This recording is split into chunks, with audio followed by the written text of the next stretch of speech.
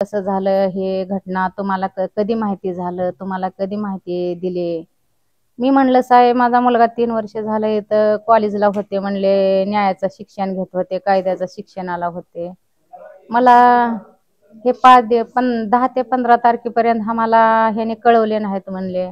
त्याने माझ्या मुलाला ज्या टायमाला अटक केले त्या टायमाला त्यांनी कळवायचं, त्यांचं आधी हे होतं का, त्यांचं माहिती द्यायचं आम्हाला हे होतं. त्यांनी आम्हाला माहिती दिली नाहीत. मग आमच्या मुलाला त्यांनी माहिती दिली नाहीत म्हणलं. जो 10 ते 15 तारखेपर्यंत माझ्या मुलाला मारहाण करून माझ्या मुलाचा मर्डर केले आणि पोलीस लोकांनी 15 तारखेला सकाळी 9च्या दरम्यान मध्ये फोन केले मला, या तुमच्या मुलाला अटॅक आला, या तुमच्या मुलाचा अटॅक आला, घेऊन जावा बॉडी म्हणून हे माहिती दिली.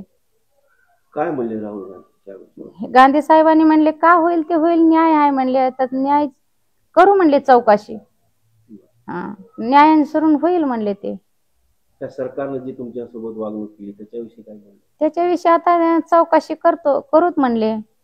आता न्याय ते करतील. आता रिझल्ट आल्याशिवाय तर काय बोलू शकत नाही. रिझल्ट तर येणं महत्वाचं आहे सगळ्यात. तरी राहुल गांधींचं आश्वासन काय नाही दिले साहेबांनी. ते बोलले आपण कायद्यानुसार जाऊ, काय असेल ते आपल्या पुढे आहेत सध्या डॉक्युमेंट्स वगैरे आहेत. म्हणजे हार्ट अटॅक आला नाही, त्याला मल्टिपल इंजुरीमुळे डेथ झालेला आहे एवढं रिपोर्टमध्ये असताना ते मुख्यमंत्री साहेब असं कसं खोटं बोलू शकतात की त्याचा हार्ट अटॅकमुळे मृत्यू झालेला आहे. आणखी काय नाही, थोडी विचारपूस केली. काय म्हणलं तुम्ही आणखी?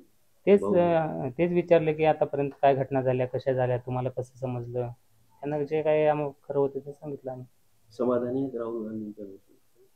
आम्ही समाधानी कधी होणार, ज्या दिवशी त्या लोकांना सजा भेटेल, शिक्षा होईल, त्या दिवशी समाधानी असणार. समाधानी तर प्रत्येकाच्या भेटीला आम्ही समाधानी आहोत, प्रत्येकाच्या भेटीला समाधानी आहोत आम्ही, पण रिझल्ट हे सगळ्यात इम्पॉर्टंट आहे. फाशीची शिक्षा झाली ना तेव्हा समाधानी.